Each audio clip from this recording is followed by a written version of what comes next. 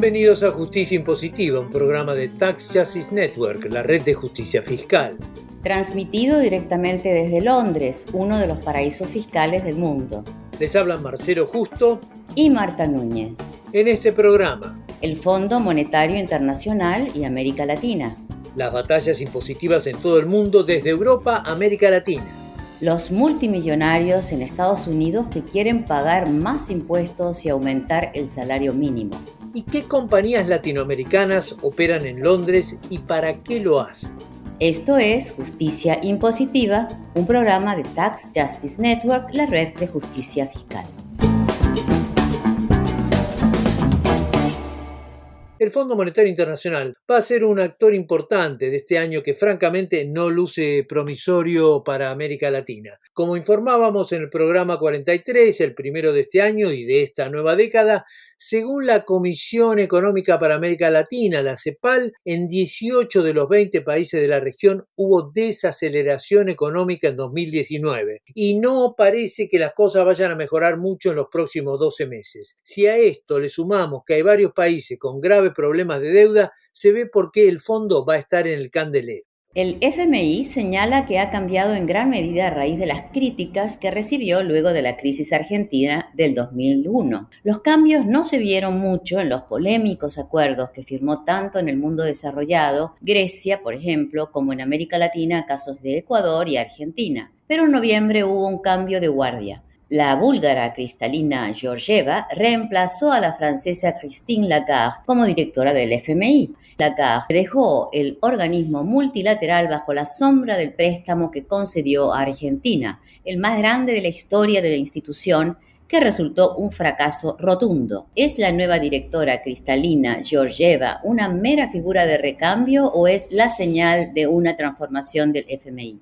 En el programa 40 del año pasado, Justicia Impositiva entrevistó a un miembro de los equipos técnicos del Fondo Monetario Internacional que denunciaba la presencia en paraísos fiscales de empresas fantasmas de las multinacionales. La misma Kristalina Georgieva acaba de reivindicar la necesidad de una política redistributiva en base a una reforma impositiva en la que los que tienen más paguen más. ¿Se puede decir entonces que está cambiando el Fondo Monetario Internacional? Justicia Impositiva dialogó con Oscar Ugarteche, profesor de la Universidad Nacional Autónoma de México, la UNAM, y autor de Historia Crítica del Fondo Monetario Internacional. Ugarteche comenzó hablando de las contradicciones internas del organismo.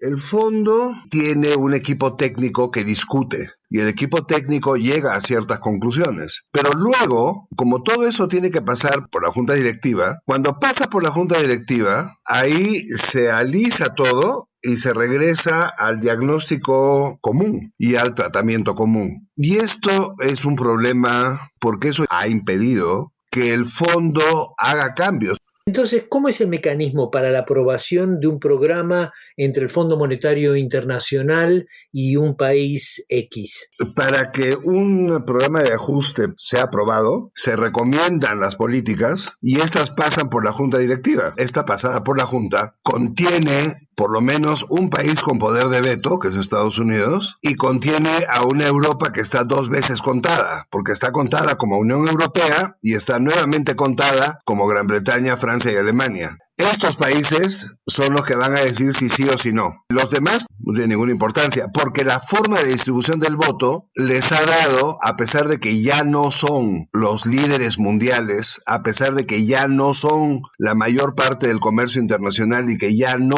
tienen la mayor parte del PIB mundial, mantienen la mayor parte de los votos. Ahora, en un blog reciente, la nueva directora del Fondo Monetario Internacional, Kristalina Georgieva, señaló que los gobiernos deberían considerar la posibilidad de aumentar los impuestos a los más ricos para lidiar con la creciente desigualdad. Esto indicaría un cambio de dirección en el Fondo Monetario Internacional, en donde habría espacio para que en un nuevo acuerdo no sean los más pobres o los sectores más postergados los que sean más castigados por el programa de ajuste. Mira, cuando a ti te dicen que tienes que reducir la inflación y que la reducción de la inflación se obtiene reduciendo el gasto fiscal y subiendo los impuestos, no te dicen qué impuestos y no te dicen qué reducción. Pero como tienes un plazo de 1 año o de 6 meses, depende del plazo, como tienes un plazo corto para hacer eso, porque si no, no te desembolsan, tú pones los impuestos que son más rápidamente gravables. ¿Y qué impuestos son esos? Los impuestos indirectos al consumo, que son impuestos regresivos. Y esta es una viejísima historia. Que los impuestos deberían ser directos.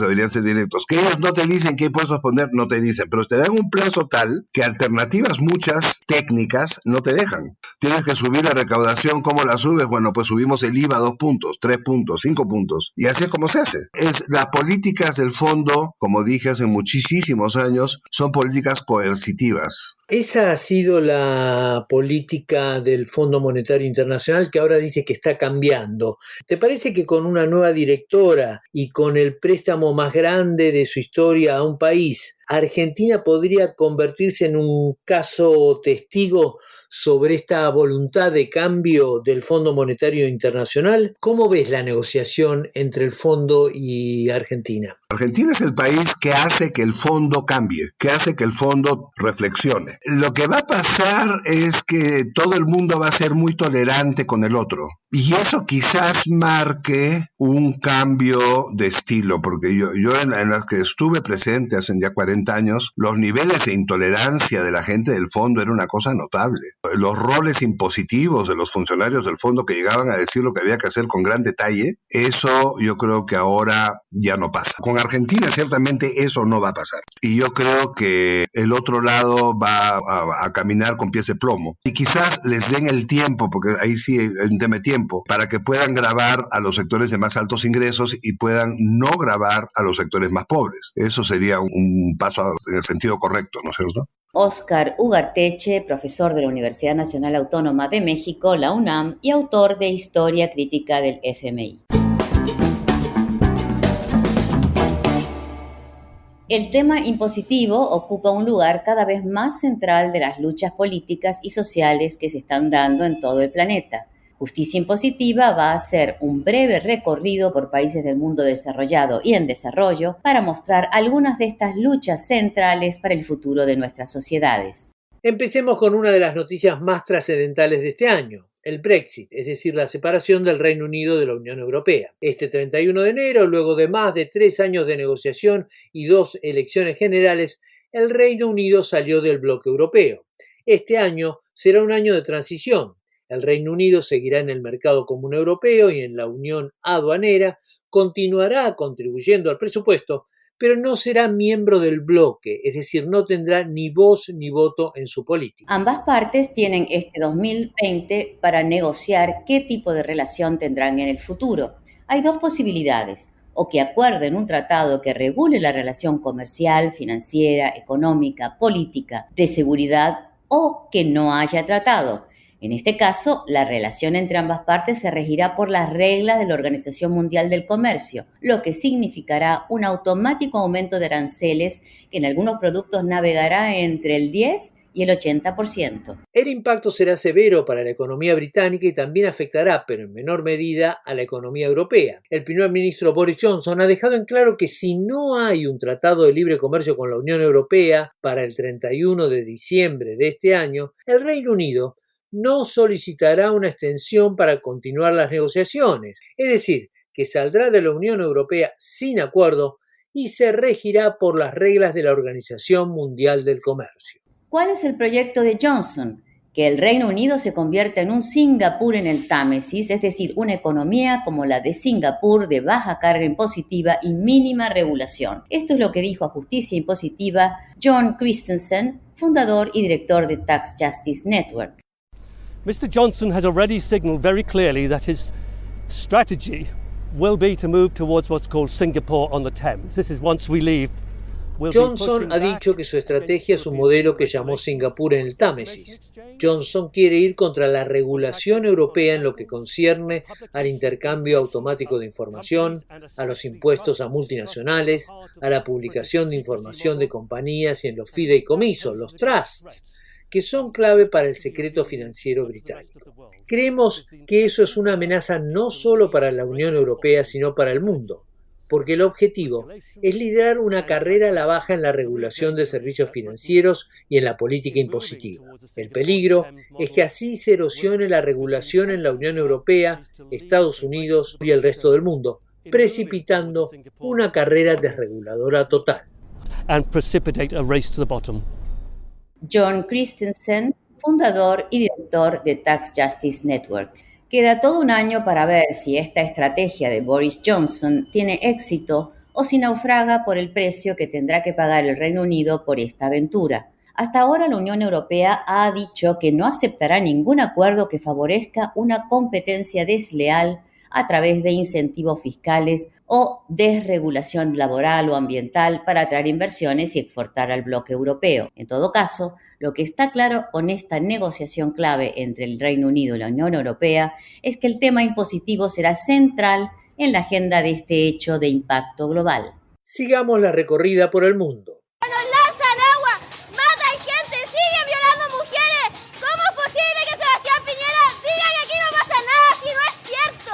¡Que renuncie, Piñera! ¡Que renuncie! Las masivas protestas de octubre del año pasado fueron uno de los hechos políticos más importantes de América Latina. El celebrado modelo chileno era rechazado masivamente por la población. La feroz represión mostró la cara descarnada de este modelo. Más de 20 muertos, casi 4.000 heridos, 405 casos con lesiones en los ojos, casi 200 casos de violencia sexual y centenares de denuncias de tortura montaron un cuadro dantesco del modelo. El gobierno convocó un plebiscito nacional para una asamblea constituyente para abril de este año y anunció una reforma impositiva a fines de enero. Desde Santiago, el economista Ricardo Martel, de la Comisión Independiente para la Reforma de la Fiscalidad Corporativa Internacional, ICRIT, dio el siguiente veredicto sobre la reforma. ¿En qué consiste? Básicamente en un aumento de la carga tributaria de los sectores más privilegiados, digamos así, de los súper ricos. Esencialmente a partir de un impuesto mayor al impuesto sobre la renta, que quedó en 40%, y un aumento también al impuesto sobre las propiedades superiores a un valor de en torno a $500.000. De manera que esta reforma tiene un componente progresivo, y eso se logró especialmente por las huelgas y los movimientos sociales que han presionado para una mejor carga tributaria y un país más justo. De manera que de alguna forma eso es un paso adelante. De que eso vaya a cambiar la dinámica de protestas no lo tengo tan claro, puesto que igualmente es un monto relativamente pequeño, son 2.200 millones de dólares, es decir, menos de un punto del PIB. Y por tanto no van a bastar para garantizar los derechos que está pidiendo la gente a través de las demandas de un proceso constituyente, le hace salud, educación, seguridad y también y sobre todo pensiones. De manera que esta dinámica de protestas probablemente se va a prolongar durante todo el año 2020 y este gobierno no va a generar nuevas propuestas tributarias, así es que quedará para la discusión en torno a las campañas electorales que se vienen. Desde Santiago, el economista Ricardo Martel, de la Comisión Independiente para la Reforma de la Fiscalidad Corporativa Internacional, ICRIT. Seguimos con la recorrida, Marcelo. Seguimos. Como recordarán nuestros oyentes, Ecuador anunció en marzo del año pasado un acuerdo con el Fondo Monetario Internacional que le daba acceso a 4.200 millones de dólares en créditos blandos a cambio de una reducción del déficit fiscal y una reforma laboral que reduzca los costos de la contratación y el despido. El 1 de octubre, el gobierno de Lenín Moreno eliminó los subsidios a los combustibles y desató una rebelión popular que dejó un saldo de 10 muertos, más de 1.000 heridos y más de 1.000 detenidos. Si no hacemos algo por nuestras ciudadanías, por nuestros hijos a futuro, esto se nos va para peor. Somos conscientes que muchos iremos al hospital, iremos a la cárcel. El gobierno dio marcha atrás con el subsidio, pero en diciembre aprobó un nuevo plan fiscal que busca recaudar 600 millones de dólares para achicar el déficit fiscal. Sin embargo, la llamada Ley de Simplificación y Progresividad Tributaria de Lenín Moreno es un contrasentido, según comenta desde la capital de Ecuador, Quito, Katiuska King Mantilla. de la Red de Justicia Fiscal.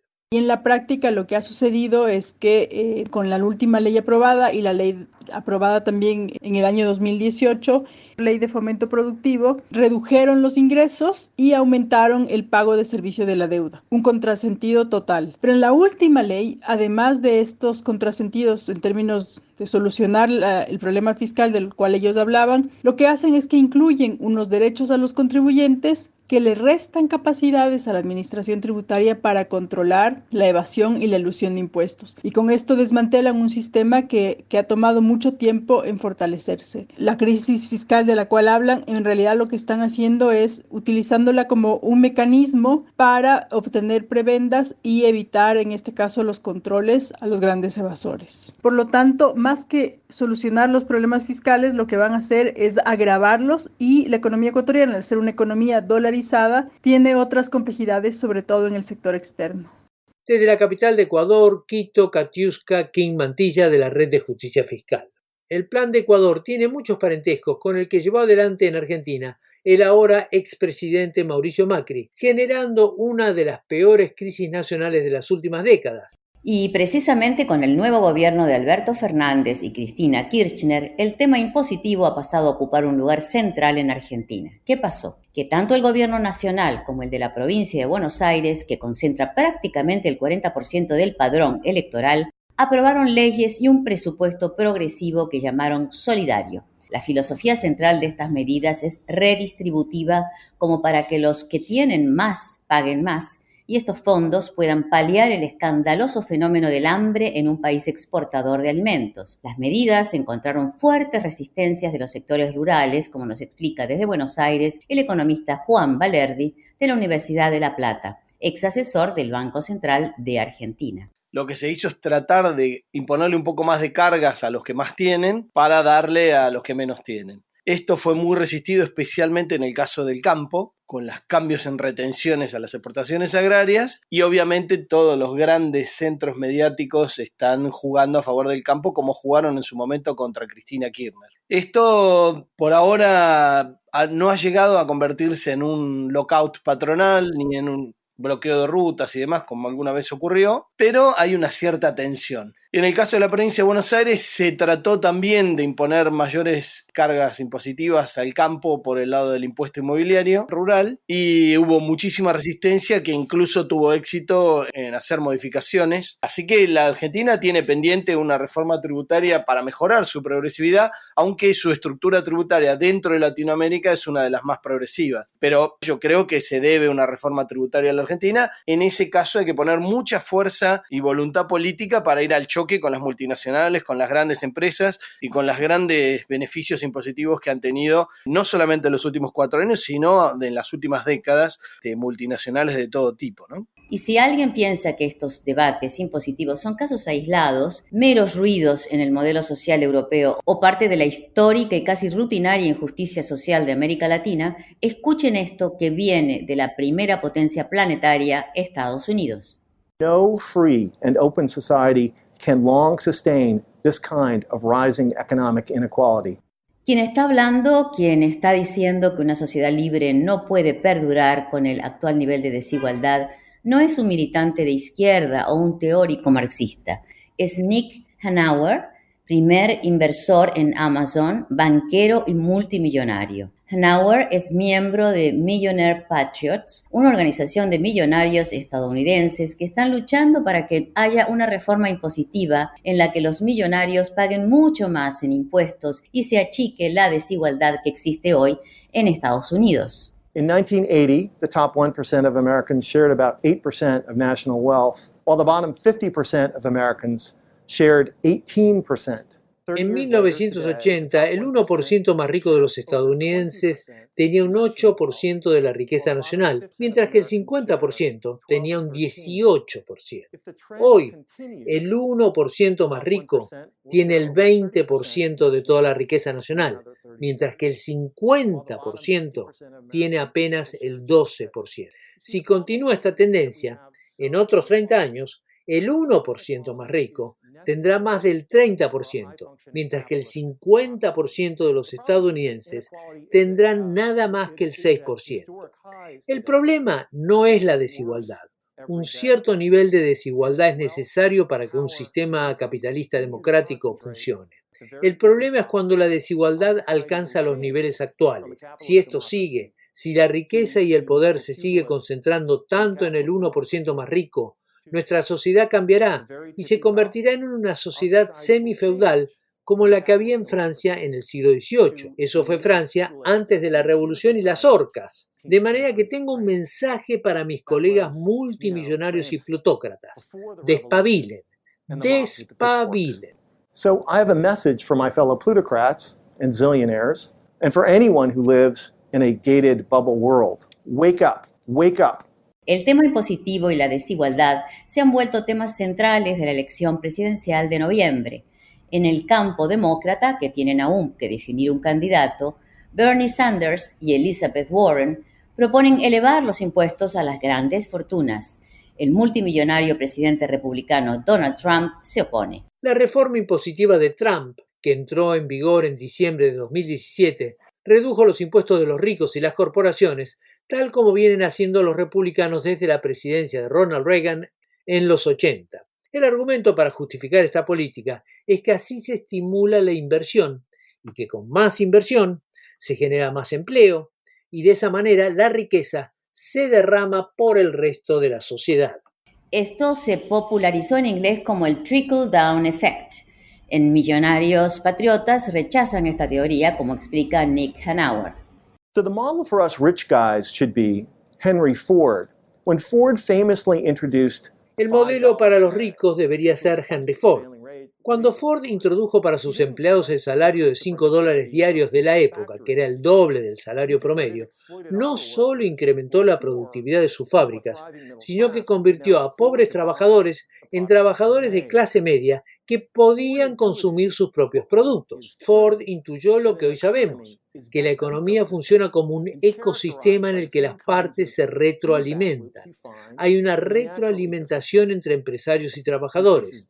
Si le subo el salario a mis empleados, incremento la demanda, que incrementa el empleo, lo que aumenta los salarios, la demanda y las ganancias. Este ciclo es lo que falta a la economía hoy. Tenemos que abandonar esta idea del derrame de arriba a abajo, el llamado trickle-down effect, que apoyaron ambos partidos. And this is why we need to put behind us the trickle-down policies that so dominate both political parties. Este consenso entre demócratas y republicanos que se consolidó en los años 90, luego de la caída del muro de Berlín, no es exclusivo de Estados Unidos. En el mapa político postcomunista, hasta la socialdemocracia europea incorporó esta idea del derrame. Las reducciones impositivas a ricos y corporaciones se convirtieron en parte esencial del programa económico de muchos países, tanto en el mundo desarrollado como en el mundo en desarrollo. La contrapartida de esto fue el deterioro de los servicios públicos y sociales y la creciente desigualdad que vemos en todo el planeta. Esta desigualdad está produciendo rebeliones sociales en todo el mundo, como se puede ver tanto en países de América Latina como Chile y Ecuador, y países centrales como Francia, España y el Reino Unido. En la política de los patriotas millonarios figura subir el salario mínimo a $15 la hora en Estados Unidos. Seattle fue una de las ciudades que ya adoptaron este salario mínimo. Hoy es la ciudad de mayor crecimiento económico en Estados Unidos. Según Nick Hanauer, lo que se necesita es un nuevo modelo capitalista. So here's an idea for a new kind of economics, a new kind of politics that I call new capitalism. Estas son las ideas para un nuevo tipo de economía, de política, lo que yo llamo un nuevo capitalismo. Partamos de la premisa que el capitalismo es la alternativa, pero también reconozcamos que cuanta más gente esté incluida, funcionará mejor. El capitalismo es la mejor tecnología social para crear prosperidad si está bien manejado, pero la complejidad de factores que pone en juego es tal que el capitalismo, librado a sí mismo, lleva inexorablemente a la concentración, la desigualdad y el colapso. La función de la democracia es maximizar la inclusión para crear prosperidad y no allanarle el camino a una minoría para su enriquecimiento. The work of democracies is to maximize the inclusion of the many in order to create prosperity, not to enable the few to accumulate money. Nick Hanauer, miembro de Patriotic Millionaires en Estados Unidos, una organización de multimillonarios a favor de subir los impuestos a los más ricos y a las corporaciones y aumentar el salario mínimo. El Reino Unido y sus satélites offshore, como las Islas Caimán o Jersey, son centrales en la evasión y elusión tributaria global. La plataforma central de este pulpo es la City de Londres y sus servicios financieros. ¿Qué hace esta red de servicios financieros, bancos, estudios de contadores y abogados? Crean estructuras societarias opacas. Tax Justice Network, la organización que financia este programa, calcula que el Reino Unido y sus satélites albergan a casi el 23% de toda esta operatoria offshore planetaria. En este entramado británico hay muchos usuarios latinoamericanos. Un eslabón de esta trama es la Companies House, el registro oficial de empresas del Reino Unido, que es una agencia oficial del gobierno de la corona. La Companies House alberga millones de empresas. En 2016, luego de una larga lucha, se implementó el primer registro público online de la Companies House. Al ser público, el registro es de acceso libre y gratuito. Basta con entrar en la página web de la Companies House para averiguar qué compañías están registradas allí. Es lo que hizo la Fundación CES de Argentina. La fundación publicó un informe sobre la presencia latinoamericana en la Companies House. El informe América Latina Offshore, Viaje a lo Desconocido, que se puede encontrar online, identificó a más de 43.000 latinoamericanos que son dueños y directivos de empresas registradas en el Reino Unido. Casi 2.500 de las empresas tienen vínculos con guaridas fiscales y financieras. Justicia Impositiva dialogó con Adrián Falco, coordinador del Programa de Integración Regional de CES. Falco comenzó explicando por qué tantas empresas y directivos latinoamericanos aparecen en el registro de Companies House. Lo que buscan las élites latinoamericanas es administrar su riqueza a nivel global a través de estos paraísos fiscales, administrar dentro de ellos cuentas bancarias, controlar otro tipo de sociedades. En general hay sociedades con domicilio en Inglaterra, pero que controlan sociedades latinoamericanas. A través de esas sociedades que están instaladas en el Reino Unido, adquieren propiedades, concretan operaciones comerciales, canalizan préstamos o autopréstamos, realizan inversiones. Hay todo un abanico de posibilidades que ofrecen estas empresas al radicarse en el Reino Unido. O sea, el Reino Unido les ofrece toda una plataforma de servicios offshore que en América Latina no tienen. La lógica es un poco esa, es armar una planificación fiscal en función de minimizar la carga tributaria a nivel global. Hay que pensarlo a nivel global como lo están pensando las multinacionales en términos de su planificación fiscal. Y cuando una empresa llega a América Latina a invertir, ya sabe cuántos impuestos va a pagar, qué impuestos no va a pagar y cómo va a administrar su riqueza para reducir la carga imponible que le exige el país en el que está invirtiendo, ¿no? Ustedes se centraron en América Latina. ¿Cuáles son los países de la región que tienen más beneficiarios finales en estas listas de la Company House del Reino Unido? Bueno, nosotros detectamos 15 países que son los más representativos. Los 4 primeros, son los grandes de América Latina, ¿no? Brasil, México, la Argentina, después Colombia, Venezuela, Panamá, y la lista se extiende, pasando por Perú, Uruguay, Cuba, etc. Es interesante porque los 4 países que encabezan la lista también coincide con los países que encabezan la lista de fuga de capitales. Ahora, como sabemos, las multinacionales y las grandes fortunas son los grandes responsables de esta fuga de capitales. Con este informe, las autoridades fiscales de América Latina ¿pueden cruzar información para detectar evasores? Nosotros creemos que sí, creemos que es un aporte a identificar a los beneficiarios finales de las empresas, y esto es un aporte importante porque las administraciones fiscales necesitan cruzar esa información. Pero esto es parte de un proceso mucho más amplio o de un proyecto mucho más amplio que no solamente involucra al beneficiario final, sino también involucra al intercambio automático de información entre países, al reporte país por país.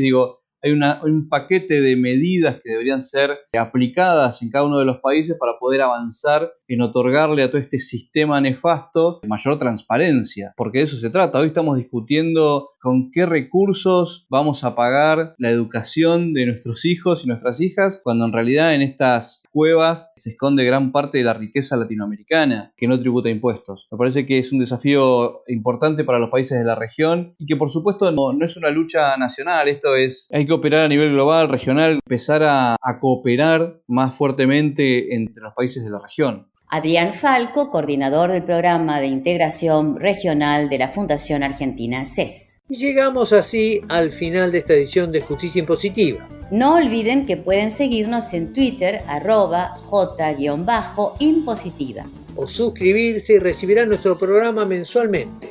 Escribir a justiciaimpositiva15@gmail.com. Desde los estudios de Tax Justice Network, la red de justicia fiscal, les saludan Marcelo Justo y Marta Núñez. Hasta la próxima.